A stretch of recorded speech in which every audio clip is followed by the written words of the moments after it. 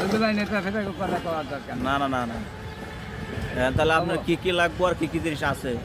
আমার আমার বাবা এখন আছে কয়টা বাস বোস এই হুম, আরও বাস লাগবে, হুম, টিন লাগবে, ওইটা হাট বোট মানবোট দিয়া কোনো রকম করে একটা ঝুপড়ি ঘর করে বসবাস করে।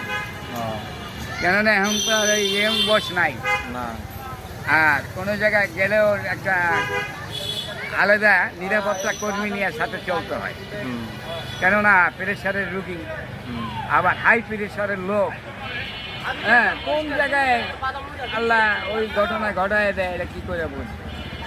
এখন তো আমার ওই রকম আর্থিক অবস্থা নাই, আর ওই রকম একজনকে সাথে একটা বডিগার্ড নিয়ে চলারও আমার কোনো অ্যাবিলিটিও নাই।